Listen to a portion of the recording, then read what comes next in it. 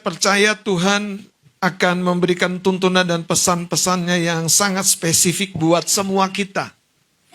Buat masing-masing pribadi kita, buat saya sebagai gembala, buat Bapak Ibu Saudara di dalam pekerjaan, di dalam hubungan, di dalam apapun yang sedang kita jalani.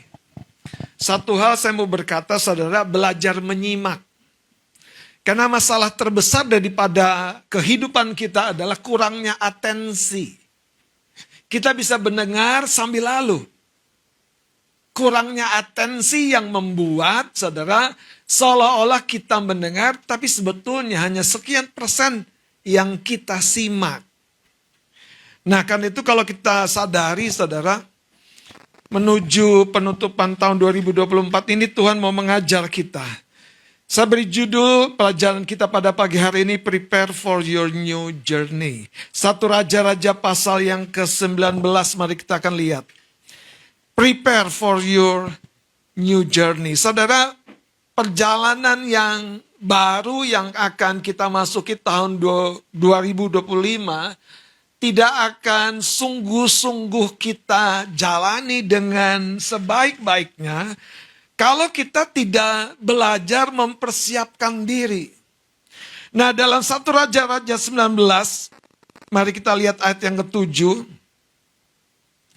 Ada satu cerita yang menarik ketika malaikat berinteraksi dengan Nabi Tuhan, Nabi Elia. Kalau Anda baca cerita lengkapnya dari pasal sebelumnya, kita tahu pergulatan Nabi Elia begitu keras sekali untuk melayani Tuhan. Sayangnya dalam cerita sebelumnya, Elia telah kehilangan yang namanya keteduhan di dalam, saudara. Sehingga dia setelah menyelesaikan pelayanan yang besar, mengadakan kebangunan rohani, berdoa dan melihat hujan turun, setelah 3,5 tahun tidak ada hujan, tidak ada awan, kering di Israel. Tapi setelah cerita yang menakjubkan itu, ternyata ada kekosongan di dalam jiwa. Nah, perjalanan kita di perjalanan yang baru di tahun mendatang, kita harus waspada. Kekosongan-kekosongan di dalam jiwa kita itu sebetulnya bukan karena Tuhan tidak isi. Nanti saya terangkan. Seringkali, saudara, kita meleset menyimak, kalau Tuhan bilang, isi penuh tempayan-tempayan yang kosong itu. Di perjamuan pesta kawin di Kana, isi penuh. Dan saudara, prinsip isi dengan penuh itu artinya, saudara, Tuhan mau kita menjalani hidup ini dengan segenap hati. Membangun hubungan dengan serius, dengan segenap hati. Mengelola kesehatan kita dengan segenap hati. Mengelola, mengembangkan pekerjaan kita. Keuangan kita, ini 3 area yang penting, saudara. Dengan segenap hati. Dan saudara, kenapa dikatakan segenap hati? Satu saja, ada celah, ada ruang kosong. Itu dapat masuk yang namanya pengertian-pengertian sendiri. Yang membuat kita meleset seperti kehidupan Elia pada cerita ini. Mari kita akan baca, saudara. Ayat 7 dan 8, kita bangkit berdiri, kita baca sama-sama ya.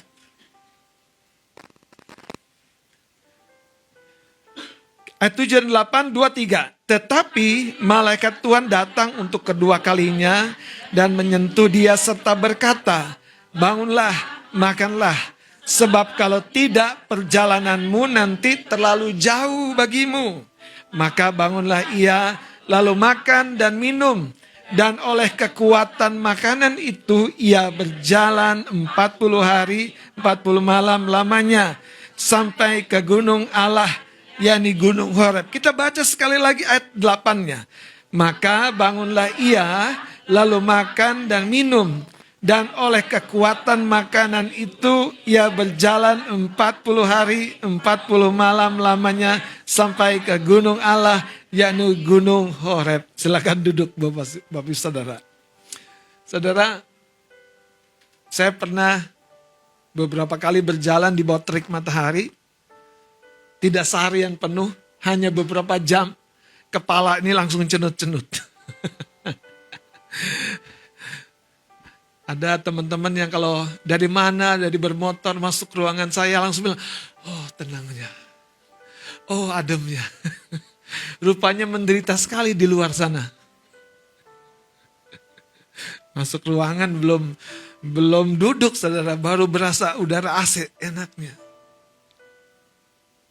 Elia bangun dan makan, dan dengan kekuatan makanan itu, ia berjalan berapa hari? Jadi dia istirahat enggak? Kalau dikatakan 40 hari 40 malam artinya non-stop. Wah ini perjalanan yang panjang. Panjang sekali. Tapi yang menarik adalah entah pendek atau panjang perjalanannya, Tuhan yang menyediakan kesanggupan buat kita. Entah besar, entah kecil usaha yang Anda mau rintis, Tuhan menyediakan hikmatnya, pelajarannya. Entah jauh, dekat, rumit, atau mudah hubungan yang Anda mau bangun, Tuhan akan ajari Anda sungguh-sungguh bagaimana mengelolanya.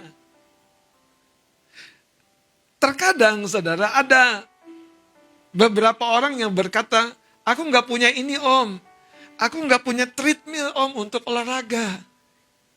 Aku nggak punya sepatu om untuk lari pagi. Kaki tapi masih punya kan? Kaki masih ada kan? Karena saudara seringkali kita menambah-nambahkan sesuatu yang tidak terlalu esensi. Sekarang mari kita simak kenapa ayat 7 ini muncul, saudara. Saya baca lagi ya. Tetapi malaikat Tuhan datang untuk berapa? Kedua kalinya.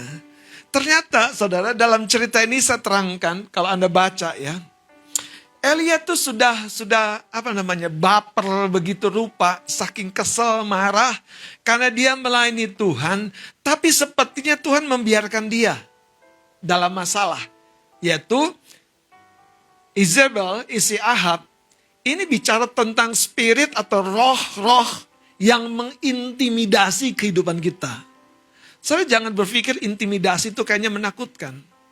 Saya kasih tahu ya, intimidasi yang sering terjadi, yaitu kekhawatiran.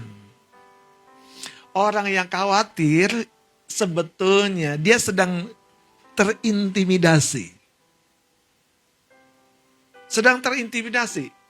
Coba colek kanan kirimu, katanya dulu, kamu lagi khawatir apa? Lagi khawatir apa? Yang aku khawatirkan ya kamu itu loh.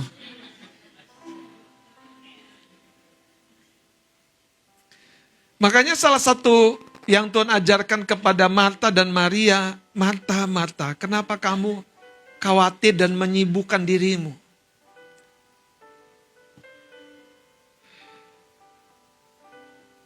Ayat 3, coba saya baca dengan cepat. Maka takutlah ia atau Elia, lalu bangkit dan pergi menyelamatkan nyawanya karena ketakutannya. Dan setelah sampai di Barseba yang termasuk wilayah Yehuda, ia meninggalkan bujangnya di sana.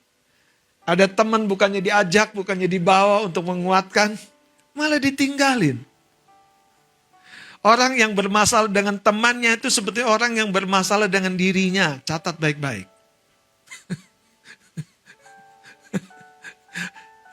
Orang yang bermasalah dengan temannya itu orang yang bermasalah dengan dirinya, saudara. Coba lihat ayat yang keempat. Tetapi ia sendiri masuk ke padang gurun sehari perjalanan jauhnya, lalu duduk di bawah sebuah pohon ara. Kemudian ia ingin mati, saudara. Elia ingin mati bukan karena tidak punya uang, bukan karena tidak punya pengalaman rohani yang hebat. Elia ingin mati karena kesal, saudara, marah dengan situasi. Hati-hati dengan tahun 2024 ini. Apa yang tersisa menjadi rekaman di hatimu, di jiwamu. Apa yang sepertinya engkau ingin menghempaskan hidup ini. Lari dari semuanya. Tuhan belum selesai dengan hidup kita.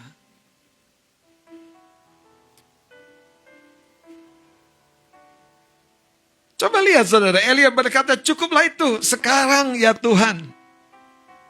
Ambillah nyawaku sebab aku ini tidak lebih baik daripada nenek moyangku. Ini salah satu doa Elia yang gak dijawab Tuhan. Kalau dijawab, oke, baik.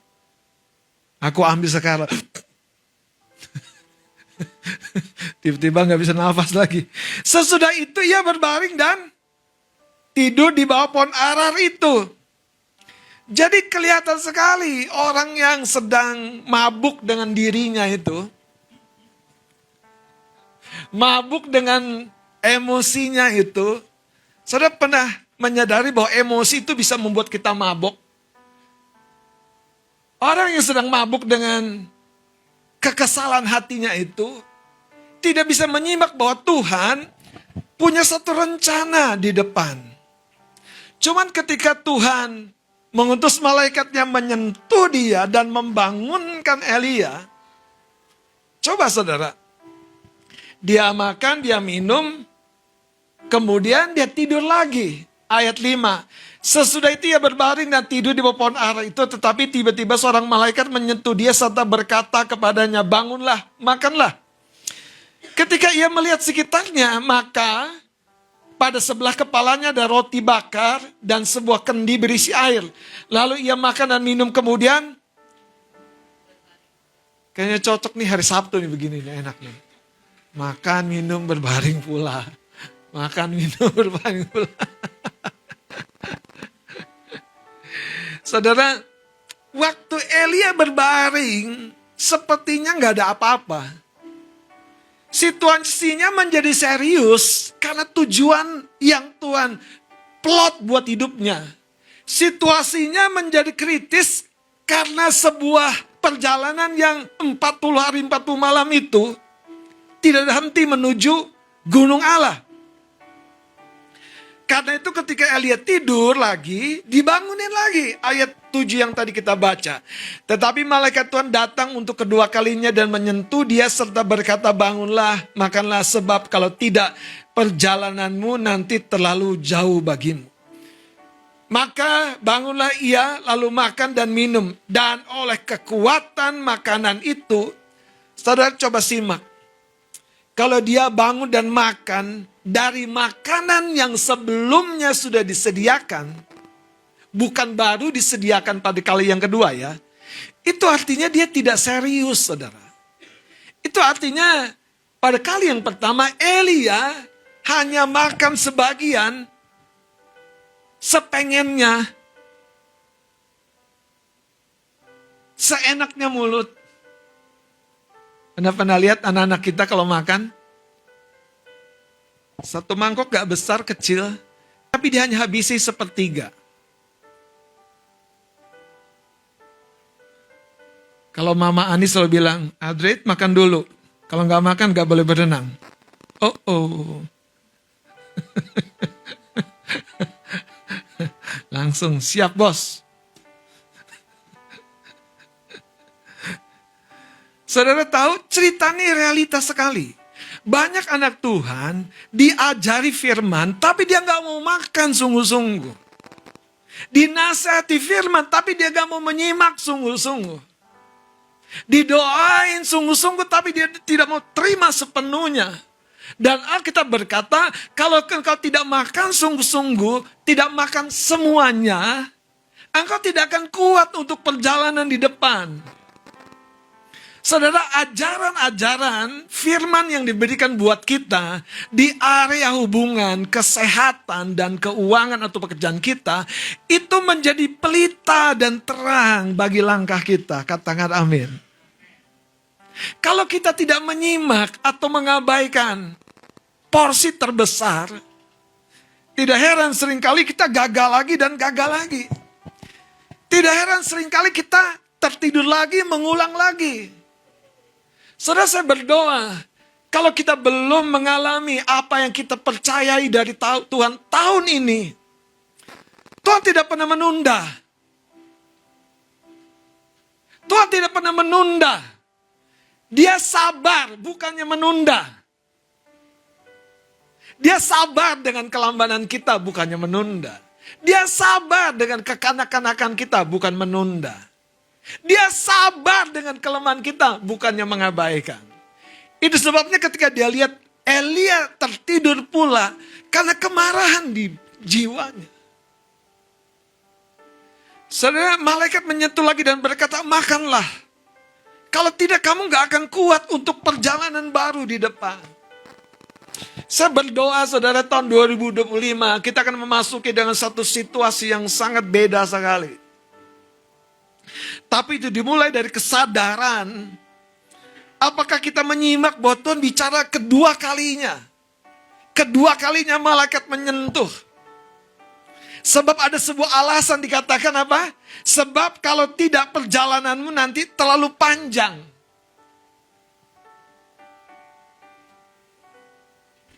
Ada pernah baca cerita istrinya Yakub, Lea dan Rahel. Yakub bekerja pada Laban, pamannya. Yakub menginginkan Rahel. Tapi ternyata yang pertama diberikan kepada Yakub, kakaknya Lea. Anda pernah baca? Ternyata saudara, setelah menanti cukup lama untuk menikah lagi dengan Rahel, pujaan hatinya, ternyata Rahel mandul. Nah, ini yang saya mau ceritakan saudara. Dari rahim yang sama, dari keluarga yang sama, punya pergumulan yang berbeda. Jadi kalau Anda bilang Tuhan pilih kasih, bukan Tuhan pilih kasih. Tuhan setting hidup kita memang dengan cara yang berbeda. Dari rahim yang sama, peruntungannya bisa beda.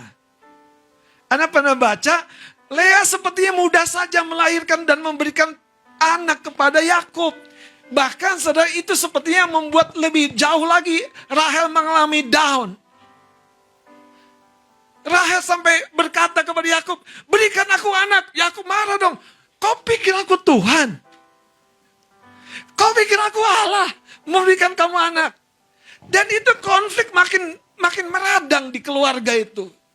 Saudara, kalau hari ini kita melihat kenapa hidup kita berbeda, satu hal yang paling penting, apakah pelajaran kita sudah tuntas kita makan?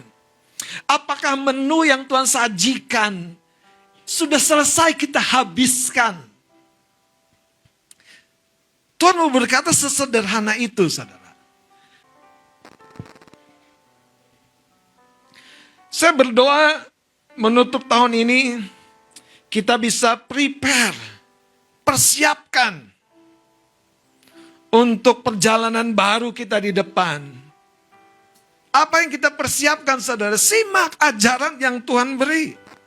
Mari buka Yesaya 48 ayat 16.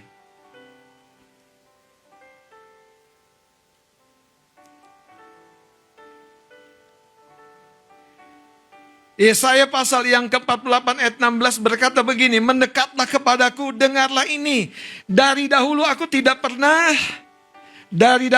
tidak pernah aku berkata dengan sembunyi, dan pada waktu hal itu terjadi, aku ada di situ. Dan sekarang Tuhan Allah mengutus aku dengan rohnya. Jadi Yesaya berkata, Tuhan Allah mengutus aku dengan rohnya. Beginilah firman Tuhan penebusmu yang maha kudus Allah Israel. Akulah Tuhan Allahmu yang mengajar engkau tentang apa yang memberi faedah. Ada yang tidak memberi faedah, itu pilihan-pilihan.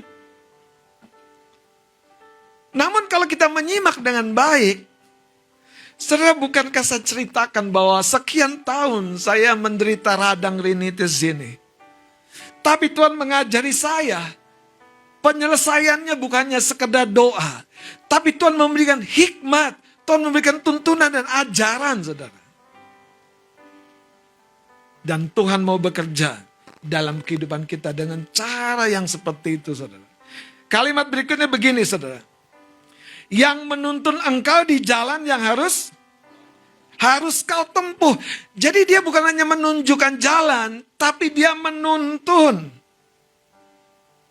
Menurut saya, saudara, ini sebuah pesan yang personal sekali buat kita. Supaya kita tahu bahwa kita nggak perlu mengalami situasi seperti Elia, seperti sendiri, lonely.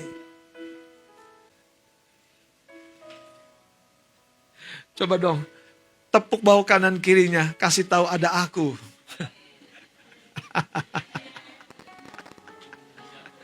Ada aku di dekat kamu.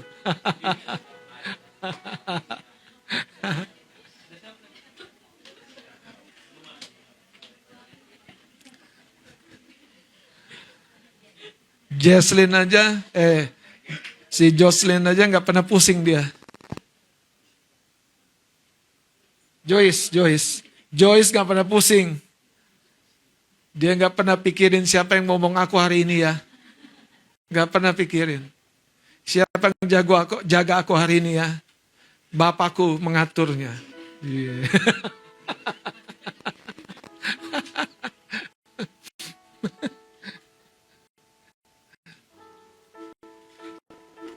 Saudara, waktu kita memberi atensi terbaik,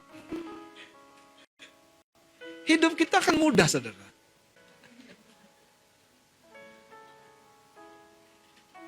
Saudara, cerita ini sebetulnya memberi sebuah pesan. Gini, Tuhan mau kita mempersiapkan diri dengan ajaran-ajaran dan tuntunan firman. Tuhan mau kita mempersiapkan diri dengan pesan Tuhan yang sudah kita terima. Dan dengan cara itu, saudara, saya percaya tidak ada yang meleset.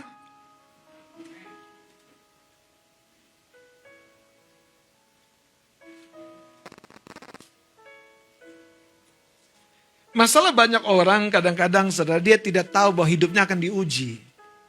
Makanya dia belajarnya sekenanya. Dia tidak tahu saya diuji, istri saya diuji. Coba tunjuk kanan kirinya. Aku diuji. Kamu akan diuji. Kita semua akan diuji, saudara.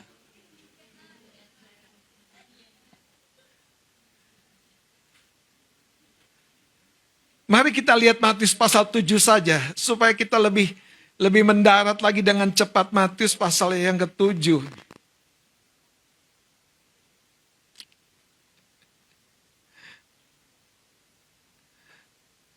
Mari kita baca ayat 24. Setiap orang yang mendengar perkataanku ini dan melakukannya, ia sama dengan orang yang bijaksana yang mendirikan rumahnya di atas batu. Kemudian turunlah hujan dan datanglah banjir, lalu angin melanda rumah itu, tetapi rumah itu tidak rubuh, sebab didirikan. Jadi setiap orang yang mendengar perkataanku ini dan melakukannya. Kadang-kadang ya, saya tuh suka gimana sama Tuhan tuh. Tuhan ngomongnya kayaknya enteng banget, saudara. Makin saya pikir gitu, saya makin sadar, aku yang mikirnya terlalu berat, saudara. Mikirin sana, mikirin sini, mikirin sana, mikirin sini. Kalau orang tanya sama saya, Pak Pendeta lagi banyak pikirannya. Ya iyalah. Mikirin siapa? Mikirin kamu.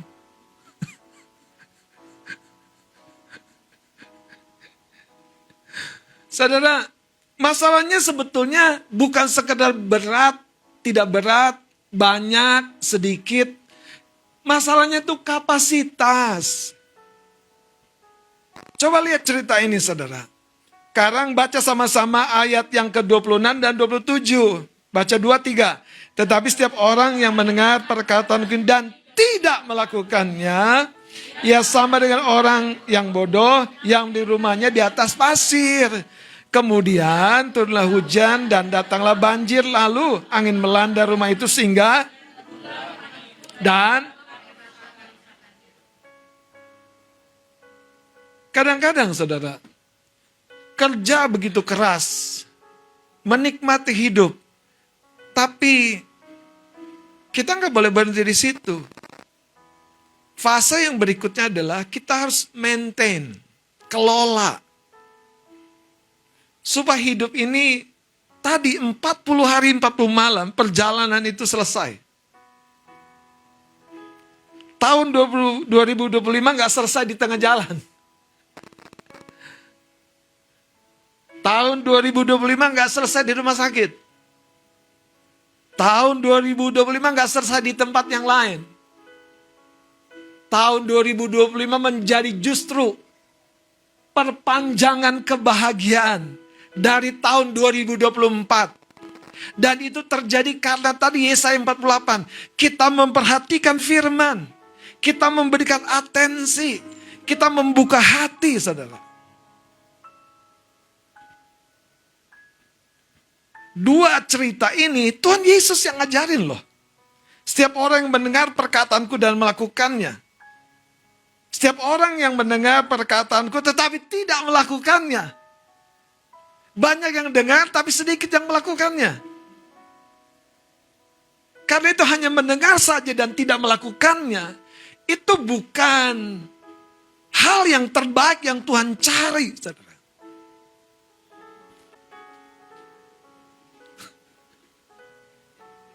Jangan kita lewati tanpa sebuah pesan di hati ini. Sebuah kesadaran di hati ini. Yang tidak mudah buat malaikat Tuhan adalah menyadarkan Elia. Elia makan semuanya. Elia habiskan semuanya. Elia simak, beri waktu, beri atensi, beri kesungguhan hati. Jangan kamu mau-maunya aja. Jangan kamu makan tapi kamu gak selesaikan. Saudara,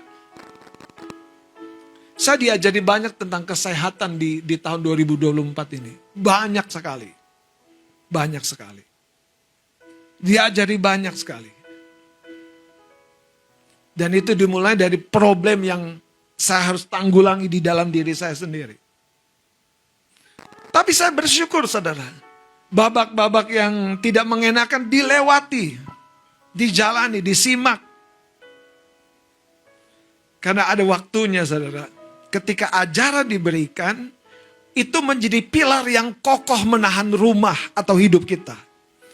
Kalau ajaran yang diberikan itu tidak disimak, dimakan, dicerna dengan baik, tidak dilakukan, rumah kita rapuh sekali. Seorang baca 1 Korintus pasal 3. 1 Korintus 3 ayat 12 sampai 14. Ya. Apakah orang membangun di atas dasar ini dengan emas, Ya. batu permata, kayu, rumput kering atau jerami? Sekali kelak pekerjaan masing-masing orang akan nampak, karena hari Tuhan akan menyatakannya. Sebab ia akan nampak dengan api, dan bagaimana pekerjaan masing-masing orang akan diuji oleh api itu. Masing-masing pekerjaan orang akan diuji oleh api itu. Terus? Jadi jika pekerjaan yang dibangun seseorang tahan uji, ia akan mendapat upah. Jika pekerjaannya terbakar, ia akan menderita kerugian. Ya, sampai di situ. Saudara, jangan kita membangun tapi kita menderita kerugian. Jangan kita membangun tetapi kita menderita kerugian. Karena yang kita bangun tidak tahan uji. Mari kita lihat sekarang bagian yang terakhir Yesaya 54. Ayat 2 dan 3. Saudara, pesan firman ini sekali lagi mempersiapkan semua kita untuk menyimak ajaran yang Tuhan beri. Dan ajaran yang Tuhan beri itu tentang apa? Tentang kelambanan, kepasifan, penundaan, ketakutan, keraguan, tentang hubungan, tentang kesehatan. Ajaran yang Tuhan beri itu tentang apa, saudara? Bagaimana Anda bisa membangun keterhubungan dengan pemimpin, dengan orang lain? Ajaran yang Tuhan beri itu tentang apa? Mengelola waktu, kedisiplinan, mengagendakan. Ajaran yang Tuhan beri tentang apa, saudara? Tuntaskan, makan habis-habis. Selesaikan, saudara. Maka engkau akan apa? Next step. Kalau nggak habis, Anda nggak pernah next step. Anda nggak pernah naik tangga sepenuhnya. Anda kurang bobot, Anda kurang volume. Tapi kalau Anda makan sepenuhnya, Anda next step naik anak tangga berikutnya. Anda tidak mungkin dikalahkan oleh spirit-spirit yang melemahkan itu, saudara. Saya jadi ingat saudara, kemarin kami ada perjalanan dan tiba pada sebuah penginapan nuansa Jawa. Berkali-kali kalau tiba di sebuah penginapan saudara, entah bagaimana, kalau tidur saya pasti dikasih mimpi. Dan mimpinya itu tentang aktivitas roh yang di dalam tempat itu. Cuman waktu saya dikasih mimpi, kucingnya bukan kucing berantem lagi. Kucing apa namanya? Kucing hias gitu, kucing mengunjukkan diri dengan gayanya. Terus ada lagi binatang lainnya. Saya bilang, ini mah gak usah diceritain sama yang lain ini. Lewatin aja. Saya mau kasih tahu, itu yang kayak gitu mah gak usah dipikirin, saudara. Dikebaskan aja kayak debu. Cuman itu karena kita tahu, itu gak bisa menyentuh kita lagi, saudara. Tapi kalau dia datang dengan sosok yang berbeda, mungkin kita perlu doa peperangan rohani. Saya nginep di satu hotel di Depok. Itu spiritnya dominasi. Menakutkan, saudara. Saya menginap di sebuah penginapan di Manado. Lain lagi yang datang, saudara. Pencobaan, godaan. Itu selalu, saudara. Makanya saya kasih tahu, Tuhan mau ajari kita supaya waktu kita menjalani perjalanan yang baru, kita tuh udah, bobot kita tuh, kapasitas kita udah penuh, saudara.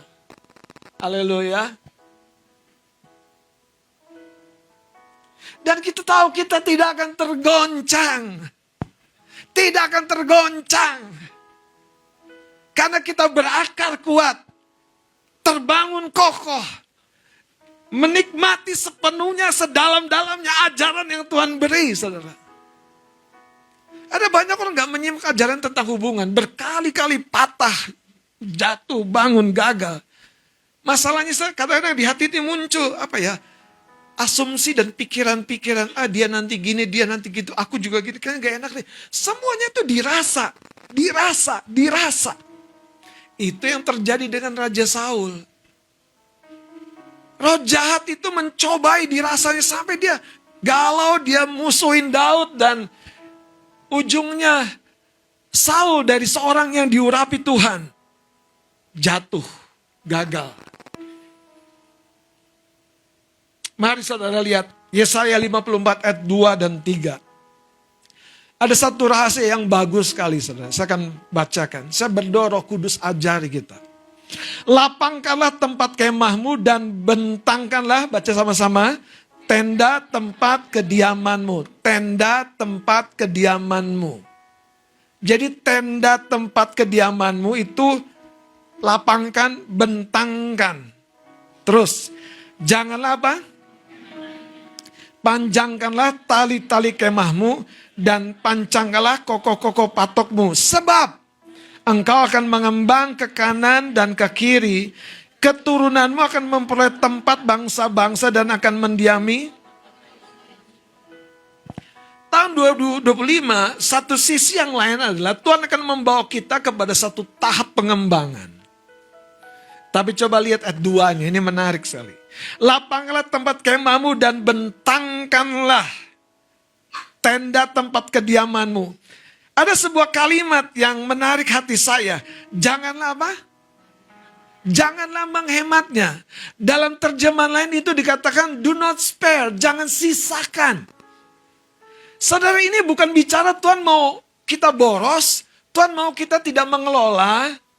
Bukan. Tuhan bukan sedang mengajar kita untuk tidak pakai hitungan.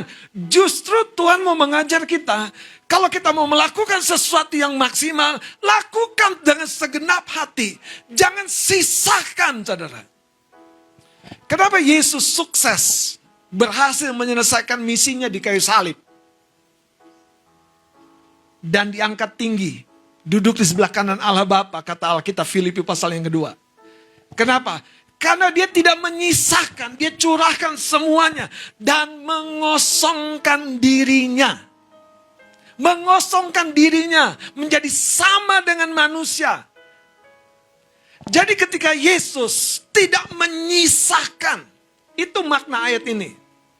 Hari ini kalau Anda mau invest, yang pertama pastikan Anda fokus. Jangan sisakan sebatas yang membuat Anda kehilangan fokus. Anda mau melatih keahlian tertentu, jangan tidak fokus. Jangan menjadi tersisa satu perhatian yang lain. Sehingga Anda mulai apa? Galau, bimbang, dan ragu lagi. Tuhan berkata, jangan menghematnya.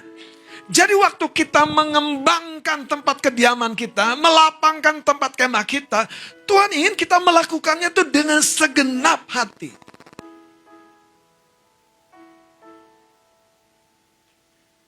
Pertanyaannya buat kita pada hari ini adalah, apakah kita sudah mengerti sungguh-sungguh bahwa ini kualitas ini yang Tuhan cari?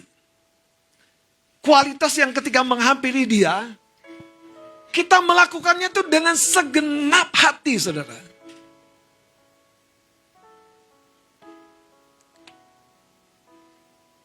Tidak ada kualitas yang Tuhan sukai, yang menyentuh hatinya sendiri, ketika kita hanya melatih kualitas diri kita, sebatas yang sepertinya bisa kita lakukan. Kenapa saya berkata begini, saudara? Daud harusnya mundur dari medan peperangan. Dia jauh di atas kualitas secara kasat mata dengan abang-abangnya. Tapi yang di dalam ini melebihi ukuran yang di luar. Kualitas seperti apa yang sedang Tuhan kembangkan, lapangkan. Saudara, kalau keberanianmu hanya hari baik dan hari tidak baik, Anda bersembunyi. Anda sepertinya berkata, Tuhan, ini bukan waktuku. 4 orang yang mengangkat seorang lumpuh, melihat tempat di mana Yesus ada, penuh sesak orang, tidak ada jalan untuk masuk. Tapi kualitas 4 orang ini di-stretch begitu lebar, ditarik begitu keras, sampai di level yang rasanya tidak lazim. Yaitu apa? Sepertinya masih ada satu jalan. Yaitu apa? Naik ke atas atap rumah dan membongkar. Jangan lupa, itu bukan rumah mereka. Jadi kalau hari ini masih ada orang berkata gini, nggak sopan nanti, nggak tanya dulu om ada waktu. Nggak sopan datang ke rumah Pak Pendeta, Pak Gembala, nggak janjian dulu. Saudara sedang ditipu oleh asumsi-asumsi Anda sendiri. Apakah Yesus marah kepada Bartimeus yang teriak-teriak dan teriak lagi? Muridnya yang marah. Muridnya yang berkata, guru suruh dia diam. Tapi Yesus berkata, panggil dia. Berapa banyak orang, do not spare, jangan sisakan. Segenap hati cari Tuhan. Saudara, rasanya ada beberapa ayat perlu kita lihat kalau bicara segenap hati. Jangan pikir ini kata-kata saya aja kayaknya nih. Waduh, bahaya nih. Haleluya. Mari kita akan lihat, saudara. Yang pertama dari Ulangan pasal 4 ayat 29. Tolong baca dengan cepat. Ulangan pasal 4 ayat 29. Ya. Dan baru di sana engkau mencari Tuhan Allahmu dan menemukannya. Asal Engkau menanyakan Dia dengan segenap hatimu dan dengan segenap. Saudara, nggak ada waktu lagi untuk bermain-main. Nggak ada lagi waktu untuk jalan nggak ya. Lakukan dengan segenap hati, saudara. Lebih baik melangkah daripada terlalu menunda dan ragu. Sekarang baca Ulangan pasal 6 ayat 5. Seorang yang lain dengan cepat.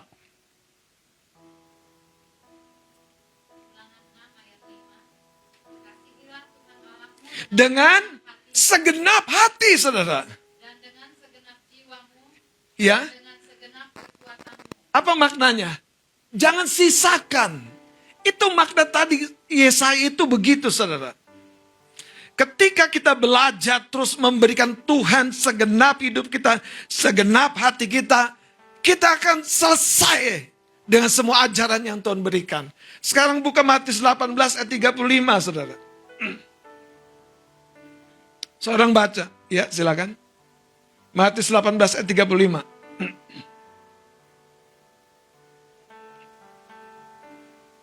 Maka Bapakku yang di sorga akan berbuat demikian juga terhadap kamu, apabila kamu masing-masing tidak mengampuni saudaramu dengan segenap hati. Jadi bicara mengampuni saja, kita perlu segenap hati.